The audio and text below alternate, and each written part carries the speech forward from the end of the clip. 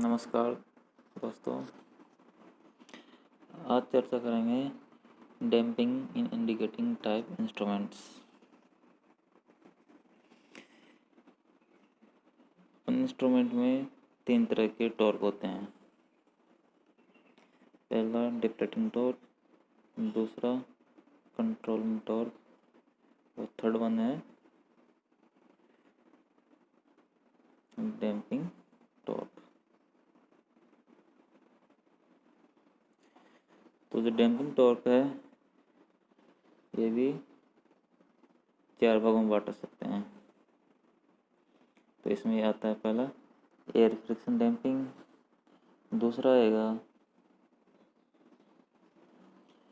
Fluid friction damping, third है electromagnetic damping और last one है एडी करंट डैम्पिंग। ठीक है, तो एक बाय एक चर्चा करेंगे अपन इसके बारे में। तो डिफ्लेक्टिंग टॉर्क क्या होता है? डिफ्लेक्टिंग टॉर्क होता है कोई भी इंस्ट्रूमेंट में जो पॉइंटर होता है तो वो कितना डिफ्लेक्शन करेगा, वो कोई पॉइंटर कितनी वैल्यू दिखाएगा, वो डिफ्लेक्टिंग टॉर्क पर निर्भर करता है। ठीक है। कंट्रोलिंग टॉर्क पॉइंटर को स्टेडी स्टेट कंडीशन लाता है। जब इनपुट सप्लाई अगर 0 हो जाए तो पॉइंटर इनिशियल कंडीशन में आ जाना चाहिए। ये कंट्रोलिंग टॉर्क का होता है। ठीक है। लास्ट है डैम्पिंग टॉर्क। डैम्पिंग टॉर्क का क्या रोल होता है? डैम्पिंग टॉर्क का ये रोल होता है कि जब पॉइंटर कोई भी वैल्यू मेजर ये दिखाता है, रीडिंग दिखाता है, तो जो ऑक्सीलेशन होता है पॉइंटर का वो डैम आउट करता है, उसको रोकता है। तो अब बात करते हैं डैम्पिंग कितने प्रकार की होती है। तो यहाँ डैम्पिंग चार प्रकार के दे रखे हैं: air friction damping, fluid friction damping, electromagnetic damping और लास्ट है एडी करंट डैम्पिंग। ठीक है। तो फर्स्ट है एयर फ्रिक्शन डैम्पिंग। ये क्या होती है? तो यहाँ पर अपन डायग्राम में दिखा रखा है, एक चैम्बर बनाता है, ग्लास चैम्बर। ठीक है। और उसमें उसके अंदर पिस्टन होती हैं। जब पिस्टन और उससे कनेक्टेड कर देते हैं स्केल को, और स्केल साथ में पॉइंटर। ठीक है। तो इसमें कंडीशन बना रखी है, अगर केस वन क्या होता है, अगर निडल्स जो पॉइंटर है लेफ्ट साइड की तरफ मूव करती है तो क्या होता है, जब लेफ्ट साइड की साइड जाएगी तो पिस्टन भी मूव करता है। पिस्टन किधर जाएगा? अंदर की तरफ मूव करेगा तो क्या कंडीशन आएगी, और बाहर की तरफ मूव करेगा तो क्या कंडीशन आएगी, उसके बारे में बताते हैं। तो पिस्टन किधर मूव करेगा? बाहर की तरफ। अगर अपनी सुई लेफ्ट साइड में मूव करती है, घूमती है, तो पिस्टन भी बाहर आएगा स्टार्टिंग में। लेकिन जब पिस्टन बाहर आएगा और जो क्लच चैम्बर है उसके अंदर क्या होगा, जो वॉल्यूम है वो बढ़ेगा। जब वॉल्यूम बढ़ेगा तो क्या होगा, प्रेशर कम होगा। ठीक है। तो प्रेशर बाहर का जो एनवायरनमेंट का प्रेशर है, वायु दाब है, वो बहुत ज़्यादा है। तो उसके कारण जो पिस्टन है वो अंदर साइड जाएगा वापस, तो अंदर जाएगा तो अंदर की तरफ मूव करेगा, तो उस कारण से बैलेंस करता है। ठीक है। सेकंड कंडीशन है यदि निडल दाएं तरफ घूमती है, अगर सुई अपन दाएं तरफ जाती है तो पिस्टन भी अंदर साइड जाएगा, पिस्टन अंदर की तरफ मूव करेगा। तब क्या होगा, उसका वॉल्यूम है चैम्बर का वो कम हो जाएगा, डिक्रीज हो जाएगा। जब वॉल्यूम कम होएगा तो उस चैम्बर का जो प्रेशर है वो बढ़ेगा। चैम्बर का प्रेशर बढ़ गया। ठीक है। बाहर का काम है, चैम्बर से बाहर गया तो वो उच्च दाब से लो दाब की तरफ जाएगा, तो उसके कारण पिस्टन बाहर की तरफ मूव करेगी। जब पिस्टन बाहर की तरफ मूव करेगी, ठीक है, तो क्या होगा, तो एक मतलब टॉर्क फोर्स जनरेट होता है एक तरह से, फोर्स मतलब पॉइंटर को बैलेंस करने के लिए। पिस्टन बाहर गया, सुई इधर है, तो बैलेंस कंडीशन हो जाएगी। तो ये ऐसा इफेक्ट पैदा करता है कि जब पिस्टन इनवर्ड मूव करता है तो जो इसके पिस्टन के मूवमेंट को अपोज करता है। यहाँ पर एक ऐसा फोर्स या इफेक्ट पैदा होता है, अगर पिस्टन इनवर्ड जाता है तो इसके अपोजिट एक फोर्स पैदा होगा, तो वो आउटवर्ड के साइड में ले जाएगा, तो इसलिए आउटवर्ड का हो जाएगा आपने। तो इसके बाद में पढ़ते हैं।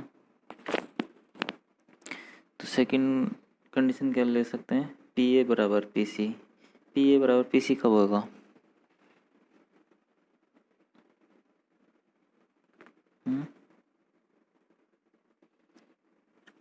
यह है स्टेडी स्टेट कंडीशन में।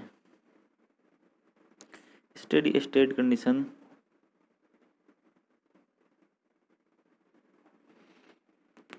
क्या होती है, स्टेडी स्टेट कंडीशन हो जाती है जहाँ पर डैम्पिंग नहीं होती, ठीक है। जहाँ पर डैम्पिंग होती है वहाँ स्टेडी स्टेट नहीं होती, ठीक है। तो जब स्टेडी स्टेट कंडीशन हो जाती है, पी ए बराबर पी सी हो जाता है, और बाहरी दाब व आंतरिक दाब बराबर हो जाता है, जैसे पी ए बराबर पी सी बोल देते हैं। उस कंडीशन में डैम्पिंग टॉर्क शून्य हो जाता है, तो कोई भी चीज़ मूव नहीं करती है, फिक्स हो जाती है। तो कहने का मतलब कोई भी डिवाइस में डैम्पिंग तब तक रहती है जब तक उसकी निडल्स है ऑक्सीलेट करती रहेगी, ये है। तो इसके एग्जाम्पल है, मतलब कि कौन कौन से में यूज़ कर सकते हैं इसको। तो यहाँ एग्जाम्पल दे रखे हैं, AMI instrument, moving iron instrument, ठीक है, डायनामीटर और हॉट वायर मेथड। इस प्रकार के इसमें एप्लीकेशन है इसके, ठीक है। सेकंड पढ़ते हैं इसके बाद में, फ्लूइड फ्रिक्शन डैम्पिंग। नाम से पता चल रहा है आप लोगों को कि यहाँ पर कोई भी मटेरियल फ्लूइड दरो यूज होता है, ठीक है, दरो चीज। तो यहाँ पर कौन सी चीज़ यूज करेंगे,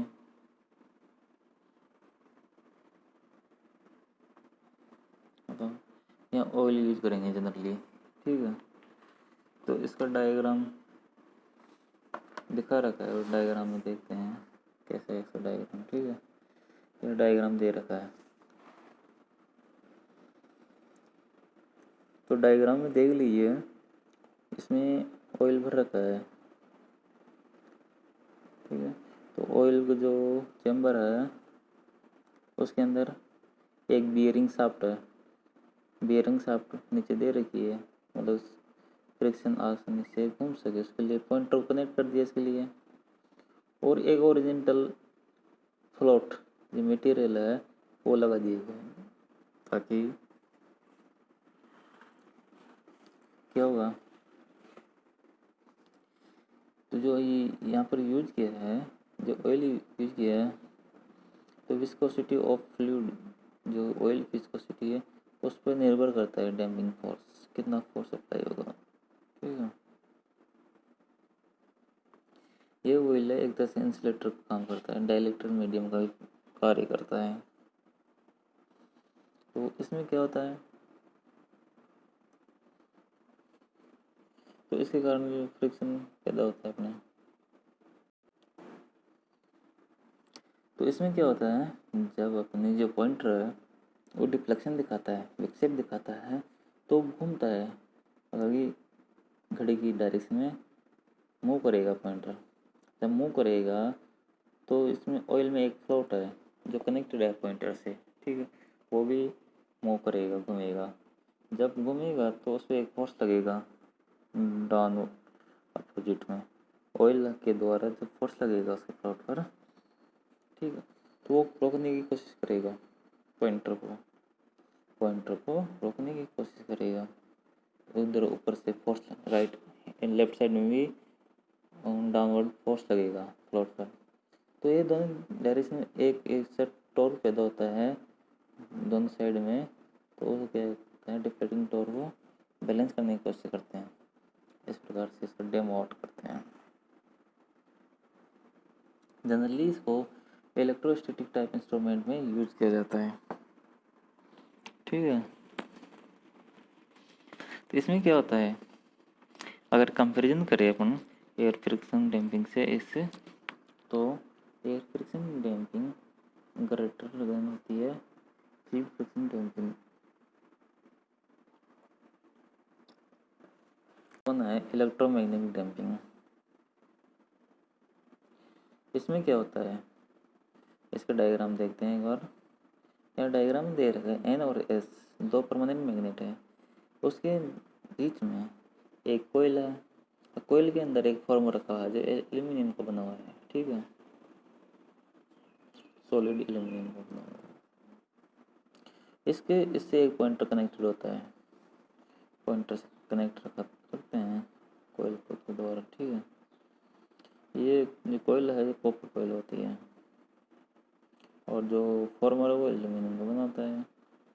जब इसमें मैग्नेटिक फील्ड जनरेट होता है, फील्ड उत्पन्न होता है, और जब पॉइंटर अपने रिफ्लेक्स करता है, जब पॉइंटर मूव करता है 0 से 1 2 3 जो स्केल है उसके अकॉर्डिंग, तब क्या होता है कि जब मूव करेगा तो इसके अंदर फॉर्म रखा है वो भी मूव करेगा। जब वो मूव करेगा, घूमेगा, तो क्यों घूमेगा, क्योंकि एडी करंट होता है जो विरोध करता है फॉर्मर और मोशन का। तो इसके अंदर फॉर्मर है वो भी मूव करेगा, इसी कारण लाइन एडी करंट अपोज करता है। तो इसी कारण एक डैम्प टॉर्क पैदा होता है। तो वो क्या करेगा, डिफ्लेक्टिंग टॉर्क को बैलेंस करने की कोशिश करेगा।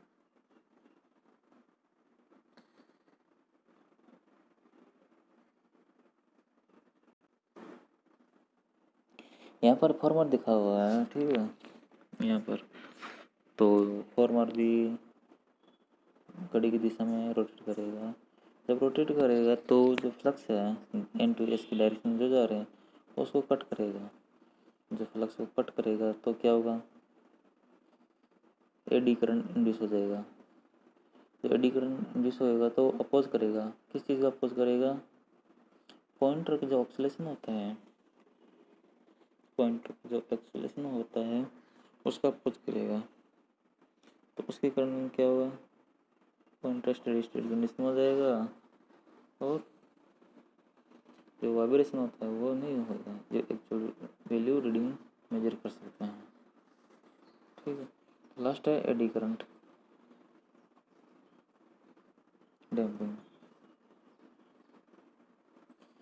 तो इसका प्रिंसिपल और जो इलेक्ट्रोमैग्नेटिक डैम्पिंग उसके प्रिंसिपल दोनों सेम है, बस अंतर ये है कि इसका डैम्पिंग टॉर्क टी प्रोपोर्शनल होता है वेलोसिटी ऑफ फॉर्मर, उसकी वेलोसिटी के बराबर होता है। जबकि इलेक्ट्रोमैग्नेटिक डैम्पिंग है उसमें क्या होता है, टी प्रोपोर्शनल टू आई होता है करंट के। बस, तो इसी चैप्टर में, इस टॉपिक में अपने डैम्पिंग के बारे में चर्चा की थी। तो डैम्पिंग किन प्रकार की उससे हो सकती है, तो यहाँ मैंने अपने 4 टाइप के बारे में चर्चा की थी। कौन कौन सी डैम्पिंग कहाँ यूज होती है, उनका क्या प्रिंसिपल है और कैसे काम करती है, इन चीज़ों के बारे में अपने समझा था। ठीक है, बस आज के लेक्चर में यही समझते हैं। धन्यवाद।